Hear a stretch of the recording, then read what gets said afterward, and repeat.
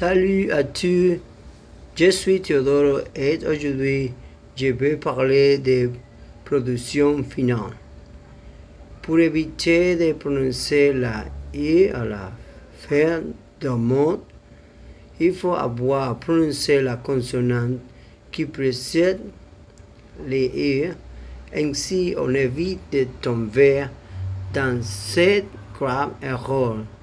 À tout détail, il faut vérifier si le dudit mot n'est pas accentué.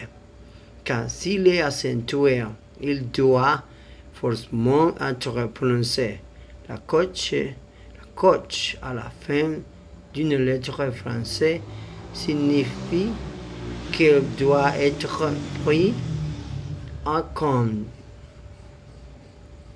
Comme dans le cas de l'U, la position de la bouche doit également être prise en compte pour parvenir à une prononciation efficace.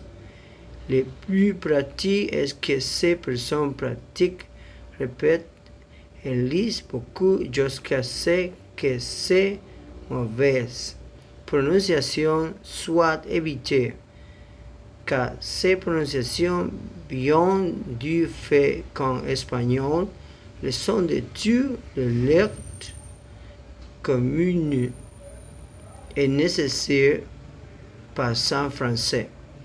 La répétition constante crée une habitude dans tout ce que vous faites. Vous devriez donc le faire aussi souvent que possible. La confusion entre le son Y comme R et U comme R.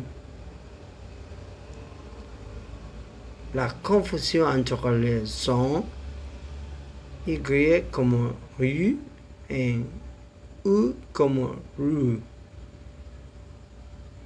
Confusion entre le son U pour R et U, provenant de la position de la bouche et d'une mauvaise articulation. Lorsque nous ne plaçons pas la bouche ronde pour le prononcer la Y, les sons de celui-ci sont alors similaires à U. Ou l'inverse peut aussi arriver que le U se prononce comme Y et que l'auditeur ne puisse alors pas déchiffrer ce qui est exprimé, comme dans rue et rue. La première unité traite du système phonétique, différence entre phonétique et phonologie, pour comprendre le fonctionnement du système phonétique en français. Description de phonétique en phonologie, franchise de la phonétique d'écriture, la phonétique articulatoire, entre autres. La deuxième unité devient plus intéressante car elle parle de les voyelles et le classement articulatoire.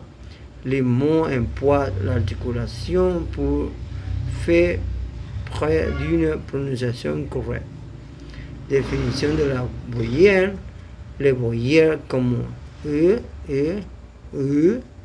Les voyelles nasales O, E, O, E. La troisième unité parlait des semi-voyelles, semi-consonnes et le classement articulatoire. La classification de la semi-voyelle ou semi-consonne selon leur nature et leur mode et point d'articulation pour faire preuve d'une prononciation correcte. lorsqu'il s'agit de lire ou communiquer en français. L'unité suivante est 4 et se réfère à les consonnes et leur classement articulatoire, définition de la consonne, les consonnes orales, les consonnes nasales et leur articulation ainsi que les consonnes d'ordre ou diminuées.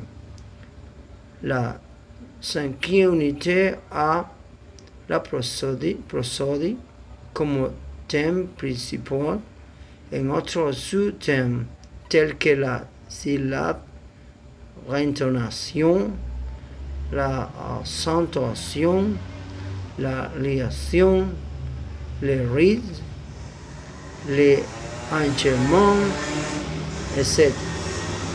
Et la semi-unité contient, c'est la dernière unité, c'est une épine dorsale pour la prononciation correcte de la langue anglaise. Bien, c'est fini pour aujourd'hui. Au revoir tout le monde. Au revoir.